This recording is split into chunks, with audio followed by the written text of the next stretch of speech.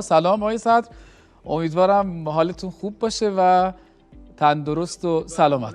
چه شب خاصیه امشب و درست این برنامه افتاده آخرین ساعات این سال سپری شده و حالا برای ما که فوتبال دوست داریم با فوتبال داره تموم میشه.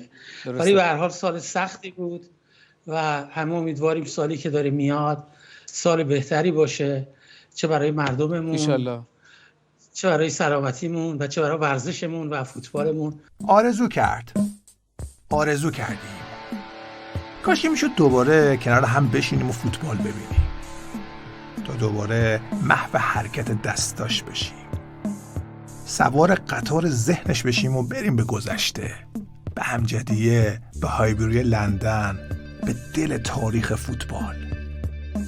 حمیدرضا صدر میگفت فوتبال زندگیه، اما زندگیش فوتبال بود.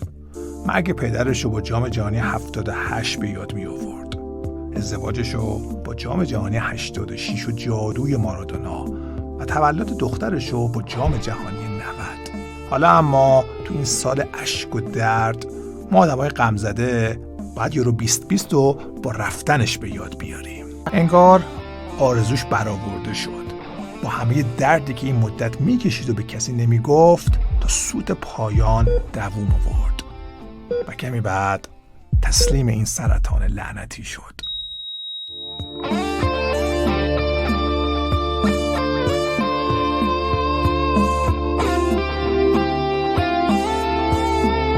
الان تا چند تا جام جهانی مشخص شده؟ بعد از برزیل، قطر 2022. من تصور نمی‌کنم به 2022. مثلا اون موقع شما هستید شاید یه جایی رو هم برام تعریف کنید. شاید هم برعکس، شاید هم هر دو باشه. شاید مرگ یه بار دیگه مثل همیشه غافلگیرمون کرد. هرچند بعد این همه مصیبت دیگه سخت میشه غافلگیر شد. حالا ما موندیم و تخمیمی که روزای سیاهش هر روز بیشتر از دیروز میشه.